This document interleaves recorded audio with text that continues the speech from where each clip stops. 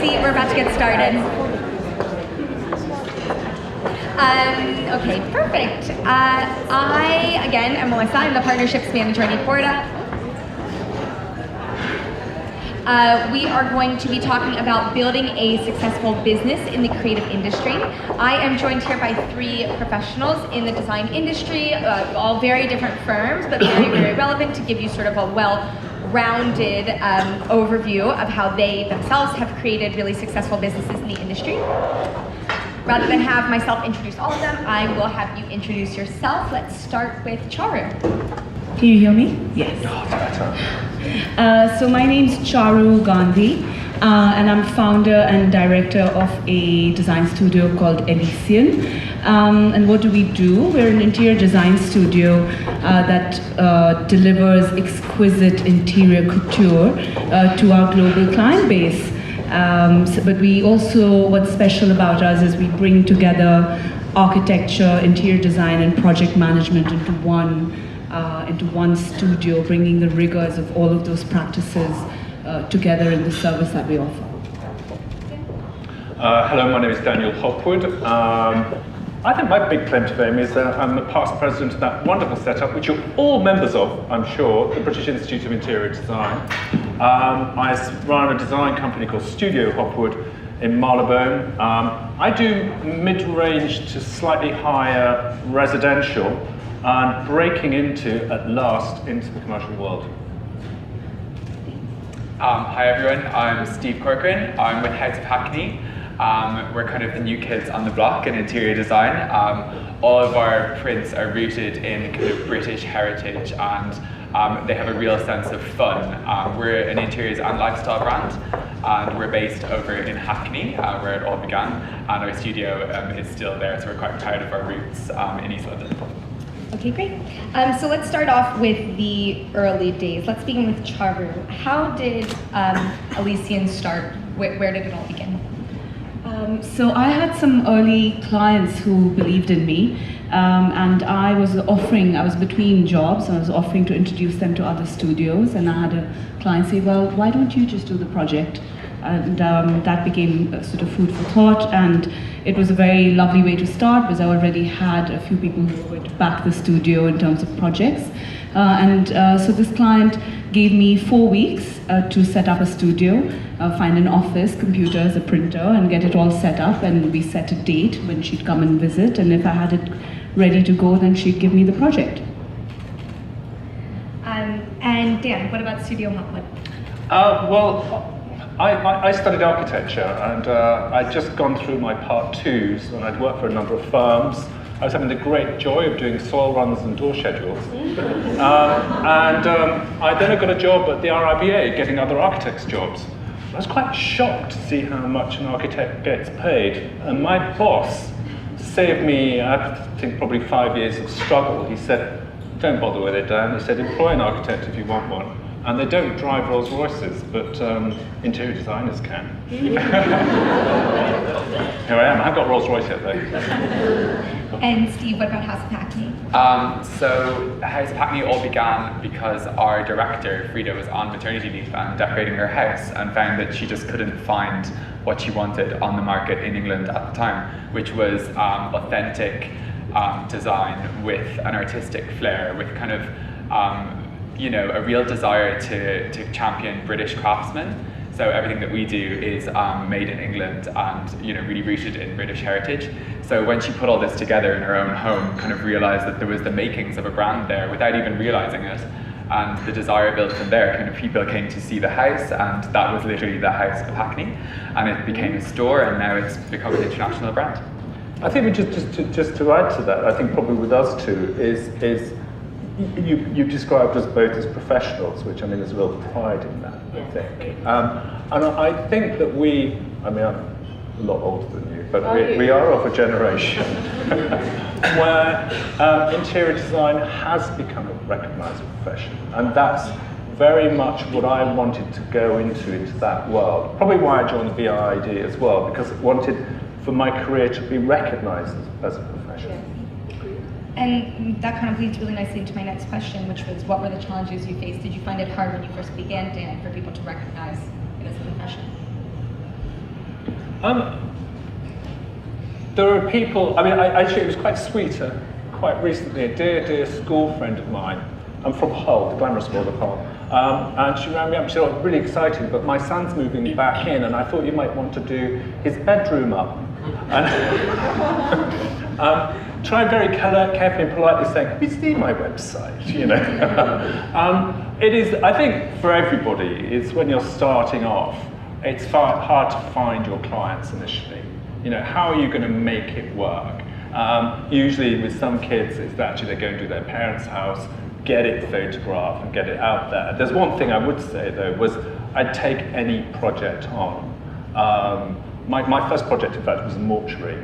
No complaints from the clients actually, but you will take anything on just to get your feet on the ground and get started. But you know, I have to say, I was 30 years old, I didn't have experience, I was probably too young and too stupid to realise actually what I was going to face, which is a massive learning curve. And my recommendation to people who are just starting out is really to get their experience working for medium to small size companies. And you know, the reason that we're all here is because you know, we want to learn about the business behind interior design, because I think a lot of people decide that they're going to go off on their own and then don't realize how much of that is actually running a business. But in my conversations with you, Charu, you sort of spoke about, you really did know from the get-go. How did being a businesswoman and having that mindset impact you in your first few years? I think it was learning how to demarcate my time between the design and what I was passionate about. Very often the people who start businesses in design are people who are, I'd like to think, reasonably talented and good at what they do, which means they're good at their craft. But that didn't mean that I was good at some of the practical aspects of starting a business and balancing my passion for creativity and design while making sure I got the lease for the printer. Like we talked about, that proved to be a huge challenge. I couldn't get a printer, couldn't get a lease. You know, I hadn't ever thought that would be the things that would feel like the hurdles along the way, and it was investing the time and energy, negotiating things at good prices. You know, people are always happy to negotiate with you when you're famous, but no one wants to negotiate with you when you're starting up, which is when you need the deals the most. So it was just learning all those sort of financial, practical. I remember calling my brother up and telling him what money I thought I was making, and he said, have you factored in paying VAT? And I said, do I have to pay VAT? And he said, what do you think? It's a gift from the government. And I realized I wasn't making any profit that year because I was all VAT. So yeah, lots of very practical things that I had to learn very quickly. And Steve, you've talked to me and you just mentioned that all the products are made in the UK. Did you find it to be a particular challenge at the beginning? Yeah, that was particularly a big challenge. I think there's a lot of countries that are more geared up for production than the UK, and for us, maintaining that is key. And as we grow, we have to keep obviously changing, because you put processes in place, and obviously with a growing business, they change all the time. So with that, so too do our suppliers have to change and grow, and hopefully grow with us, because I think cultivating and maintaining those relationships is key to growing the business. We're lucky that we have a really great network of trustworthy, amazing craftsmen and suppliers that we work with, that really are key to our success. And I think, you know, if with our success, they too can grow with us. So finding them was kind of the biggest hurdle, and now growing with them is kind of the continuing challenge.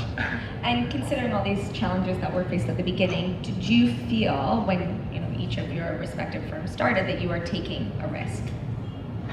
I got nothing to lose at the time. I mean, that's why starting young. I mean, you've either got to be, I think in this business, you've either got to be, start off really poor and willing to take risks and sleep on other people's floors, or you're actually quite wealthy and you've got a background where you can manage. It's like being an actor. You know, you might make the break, you might not. What I'm amazed with these two, though, is you've both got your head screwed on business-wise. I'm useless. I mean, you're both creatives as well, and I am a creative, and I find it very hard to understand my true value. I'm always pitching too low on a project.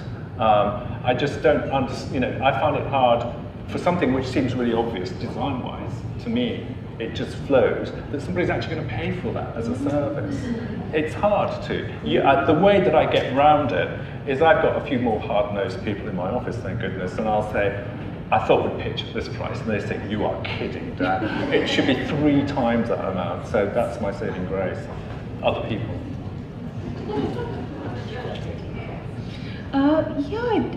I did feel that it was a risk, but because I had 2 projects sign up very early, what I focused on was ensuring that that cash was treated well, and that we were cash flow positive. So I brought an accountant on board early, but treated those 2 projects with great care to ensure that they really became the genesis of the studio.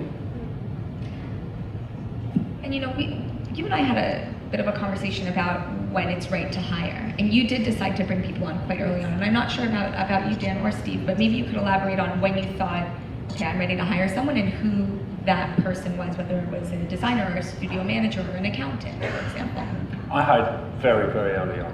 I think that's a trick. In interior design, you've got to be good at so many things. Everybody else is a specialist, and we're a jack of all trade. So you're standing in front of an electrician, you've got to know his story, the decorator, the joiner, the carp, everything. So you've got to actually send some things down the line. So quite early on, I took on a draftsman, so that I'm not glued. Although I'm trained as a draftsman, I hated having to let that go. But I think, Charu, you're absolutely right. Getting an accountant early enough. I have a bookkeeper. I've got a bookkeeper who's in my office probably 3 times a week now, because I'm juggling millions of pounds, and none of it is mine. I can't risk for anything to go wrong. You've got to do it earlier. Well, I think building a business is building a family. They're the people you probably spend the most time with. So choosing the right people at the start is key. I mean, we're only 7 years old, but we've realized that, and you're only as good as the people you surround yourself with. And we do spend a lot of time with each other. It's long days, and we all love being there. But it really is a family, and you really have to be passionate about it. And everyone within our family certainly is, luckily.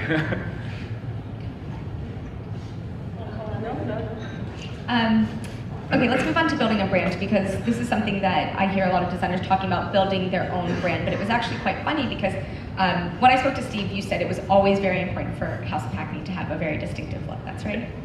Yeah. Certainly, yeah. No, go on. I mean, I think artistic authenticity and integrity was kind of the start, like the keystone of the cornerstone of the business, and hopefully that's what we maintain going forward.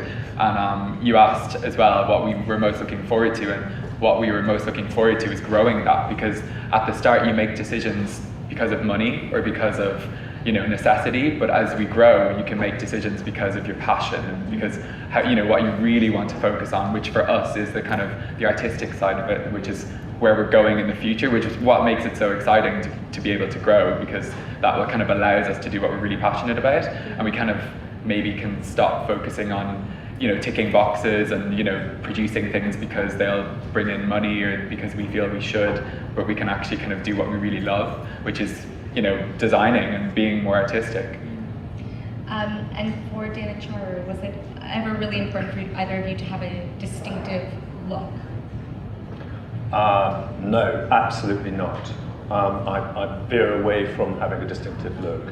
I like a more organic approach, and certainly I'm certainly not a brand. I'm a service, and I work with clients. It's a very individual thing in the way that I don't present to my clients. They come in and we have conversations. We build the design up together. So it's more about them than it is about me. I'm oddly enough being quite a talker, but I'm a listener too, and developing that way. And also, you just don't know, as a designer, you could be quite maverick, frankly. I mean, you just don't know. I mean, at the moment, I'm doing a Georgian house in Cambridge, and at the same time, doing apartments in China on the 45th to the 50th floor. I mean, they couldn't be any more different. And so you've got to be able to adapt. So if you've got a very static brand, it's going to go out of date at some stage. Yes, so our approach is also very responsive. I often think of us as an author telling a story. Every book has its own story. You know, whether you're designing a listed building in Knightsbridge for a Saudi family who have some religious and cultural limitations, but then also how they live as a family, to an apartment in New York, or you know, you're doing a whiskey cabinet for someone who collects whiskey bottles. I mean, there's all sorts, and it's all about the client's story. It's not about us. But it's been interesting. We're nearly 5 years old as a studio now, and without wanting to, it's like an author, once they've written about 10 books, they do have a bit of a style, and they do have a bit of prose, and there's a certain, so sort of without really meaning to, we realized that we do have a certain style and an approach, and where a few years ago I think I didn't have maybe the courage to say, yes, I do. I'm starting to accept it and say, actually, yes, we do have a style and an approach, but it's not a look, which is a different word. But we definitely have an instinctive response to a space and storytelling. Like a philosophy. Yes, it's a philosophy. And I think that by acknowledging and embracing it, it's making us the better for it, but not about stamping the Elicyon look across every project. And some of the projects, so do you remember the first big project you ever won? Oh, you do, go, you get it. No, your turn. Yes, so for me it was a slightly comical but very special moment. We'd been asked to pitch on a 23,000 square foot house in Surrey. We didn't know who the client was, where they were from, but we were told to do a design presentation. So we said, okay. And we knew some of the big names that we were up against, and I drove a Mini at the time, which we loaded up with every sample anyone would lend us. So really higgledy-piggledy mix of random sanitary ware and door handles and fabrics. And it was the day that the M25 caved in, so we were an hour and a half late for the biggest pitch of our lives. But the client waited, and actually because we were so late, got there, pulled up, and decided there was no way we were going to win this project because we were up against the names of Alberto Pinto, and so I parked the car and I told our creative director, we're not going to win this, so let's go in and treat this as a rehearsal. Let's use this as a practice run for the next time a good opportunity comes on. And then on our drive back, we got a call saying the client wanted to move forward with us. So yeah, I'll never forget that day. I'd given up smoking, but I was so shaken up that I pulled over at the gas station and bought a pack of cigarettes and had a cigarette. So yeah, I definitely remember that one, yes. My first project, that was the question, was I remember that one well. Well, it's not the very first, but I was commissioned to work on this rather bizarre Gothic folly in St John's Wood. And the owners were a Mary Quant model, now dead and tried, and her husband owned this amazing nightclub in St James's called Tramp. Oh, yeah. And did the house, we had lots of fun. And I probably earned a pittance on the thing, but then had an opening party. And we designed a party room, and I walked in there, and actually the only person I didn't know in the room was myself, in so much it was Michael Caine, Roger Moore, Jackie Collins, and all that. And there was a fabulous client base for me, and that's what got me going. And how picky were you about clients at the very beginning? When did you think that it was okay for you to start saying no when people approached you? I'm just a boy who can't say no. I think there's never a project below you. And actually, I quite like it if someone turns up with a really tiny project with a tiny budget, because it's really challenging. And usually there's a junior in the office who would really like to get to grips with it. The only time I would say no is if people get sticky with my contract and try and chop and change it, and it's the standard VIID contract that I use, so it is the industry norm. Or I know that we're going to have financial issues with the client. One of the key things about running an interior design business is to make sure you've got the money on account. And actually, opposite to the lovely chap earlier, you're not kind on that basis. You're very strict about having money into the account. I remember well the first time I said no. It took me weeks. The client kept chasing, and I knew I needed to say no. And the other red flag for me is very often if a client has been around the block.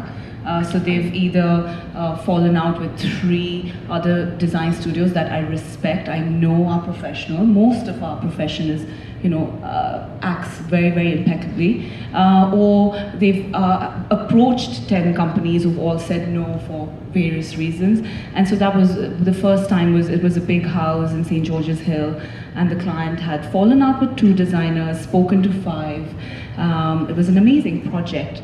But what I do now is I pick up the phone and I call the past team and just say, look, this client's approached us, and after I heard for a few weeks and made the call, sure enough, the previous design studio completely sort of sealed my view on it, and the main thing was that the client owed both the previous studios lots of money. So yes, I agree, when it's financial, if you're worried, especially if there's anyone who's been involved in the past, you'll be amazed how honest people can be, even if they've lost the project, and they'll tell you, the true deal. And it's really good for our industry to speak openly to each other and rely on each other's professional opinion. It's really saved me from a few very painful years of my life. Because when you take on a bad project, it defines the next 2 years of your life. So pick up the phone and call your contemporaries. I would recommend. I asked each of you this question, and I found it quite interesting. Let's start with Steve. How much time do you spend designing, and how much time do you spend on business? Not as much as you'd like on design. I think everyone will say the same. Everyone in House of Hackney that started it, we all came from fashion, and that was a very intensive design process. We spent a lot of time on design, and we all have switched to interiors. And we still do fashion, but we have a focus on interiors. And it was a big shift for us to kind of make that, now running a business, unfortunately, you probably don't spend as much time designing as you'd like. There's, everything else. There's a bit of product development and all that, but it's mainly running the business. And, for us, I think doing collaborations and things like that have really kind of taken over a big part of our time as well, which also helps grow the business. So you have to kind of make these decisions. What are we going to spend our time doing? And for us, one of the fun and exciting things is collaborations. But our time for design is probably like a 10th of the day, I'd say. And what about you, Dan? Well, when I walk into an office on Monday morning and I've got 10 smiling faces looking at me, each with a project, if not 2 or 3 projects, and we've got to get on with it. And I collaborate with everybody, but I need to get them started and excited and going. You're paying them, there's a lot of money being spent there, so you can't sit there going, I'm going to go and sit in the room and think a while. So instead, I spend my life walking into lampposts or going to the theatre and actually entirely missing the play because I'm sitting there and designing someone's project in my head. So design, that's my motivation, that's what gets me out of bed every day. So if I've not got enough design in my life, I'm out of this business. So it's a large part, but you cannot deny business is huge and important. You're juggling, everything we do is about people. The people the contacts, the suppliers, the contractors. There are, when you think that there's a small amount of people sitting in your office, but there can be hundreds, if not thousands of people out there that are working because of what I've done. And I've got to make sure that they're all doing it properly, because if, as you said, one bad project, and that's it, your reputation's gone. Well, actually, I'm very statistics driven. That's the other side of my, maybe the more architect side of my design brain. So actually, I analyze my time spent every quarter because I always have this idea, I'm not doing enough of this or I'm not doing enough of that. And actually, I found almost consistently over the last years, I spend about a third of my time on design, about a third on operational stuff, whether that's hiring or finance related, and about a third on PR or ambassadorial or sales or meeting clients. That works quite well for me, but also, like you said, I have an amazing, one of the other things I did early on is almost everyone in my team is better than me at least one thing, if not several things. So I'm not scared to hire people who are better than me. One of the best things that can happen to me is when someone in my team says something that's far more advanced than my knowledge. I think that I think, wow, I'm winning here. I've hired someone much smarter than me. And so having a studio, an art studio is now 21 people, it's a bit like being a parent. It was a bit painful to start with, but now I kind of live vicariously through the team. So although I spend only 30% of my time on design, I get such a thrill out of seeing a completed concept presentation by someone in the team that's beautiful. Because I see that as coming from me. I may not be the one who actually drew the elevation or created the 3D model, but I live vicariously through the team, and I've learned to let it go, because that's the only way we can have 21 people in the studio doing whatever, 15, 16 projects. It's living through the design vision of the people who work with me. Okay, and because we're almost out of time, I'm going to do these last 3 questions very quick, rapid fire. What has been your biggest high thus far? Start with Steve. For us, I guess we're kind of more on a commercial level, so it's probably like launching our store and the internationalization of the brand, kind of like the opportunities that are coming our way. I think the awards and kind of accolades that the store has won have been quite good for us. That's probably one of our, for a small brand, that was quite a big feat, opening a flagship store. Well, apart from pharmaceuticals, I would say that my biggest high is actually the next project. There's always one, and you're scared about it, and you're worried about how you're going to produce it. I've just got an offer to do a large development in Birmingham. Never done anything like that. I look at it and realise it's just multiples, so it's doable. But I love that sort of adrenaline rush. Yeah, but for me, biggest high is always, I think, when you run a business, you have a very short memory span. So I can't remember anything really past the last few months. So my biggest high is from some of the recent projects we've won. We've won an amazing hospitality project in Sri Lanka, a hotel. We're doing an incredible development in London. We're doing some incredible homes for people. So but like you said, you sort of win those, you come back, and then of course immediately think, oh gosh, now we need to deliver them, and then you're on to the next one. So it's sort of high, and then you're back looking for the next high, really. We're all junkies, aren't we? Yeah, we're all addicted. And we're all human. What has been the worst part? What has been the worst low for you so far? Running a small business is difficult. We had no investment at the start, so I would say cash flow. It's incredibly humbling to be in that position where you have employees, you have people that you're responsible for, and it can be really hard. I think they say it takes 5 years. It has taken us 5 years, maybe even 6, to kind of be fully confident and go past our toddler kind of stages. And the first couple of years were really, really tough. I think the lows. It's interesting actually. One of the junior members in my team have just finished this really fabulous project, and we're really proud of it. And she came in one day, she said, I'm really upset because the client's not said anything. I said, no, that's good. That's good. Nobody ever says thank you, even though it's amazing. They'll only ring and complain. So, you can sort them. There's always lows. Running a business is high and lows all the time. The lows you can usually iron out with a bottle of wine, and the highs are the things that you focus on. For me, it was a particular time that I was trying. I had my son when the business was a year and a half, 18 months old, and stepping away from the business and knowing sort of what was right for me and my family while stepping away from a growing business. And during the 10 weeks of maternity leave I had 2 projects fall away, so I came back to the studio to only 3 months of cash flow left in the business. And so although I'd planned to come back on a very much a part-time basis, I had to come back 7 days a week and get back out there and get business. It was incredibly that moment when you actually see that your studio might close down just because I'll run out of cash. What? No, I have all these amazing ideas. And so I had to go out and sell those ideas, and about 4 weeks before we ran out of money, we won 2 projects. So that, I'll never forget, almost running out of money. That was a low, definitely. And because everyone here is trying to build a successful business in this industry, what would be words of wisdom that you could pass along? Have a float of money. It's always money. I went for dinner with a friend of mine recently. She said, "There's something really different about you. You look so relaxed and not the usual mad OCD person you usually are." And I said, "Do you know what it is? I've got £100,000 in the bank, so I'm never going to be in the situation that I can't pay my staff. I've struggled to make sure I've got it in there. I've had to starve, just pay the mortgage. But with that money, that cushioning, I felt comfortable in running my business."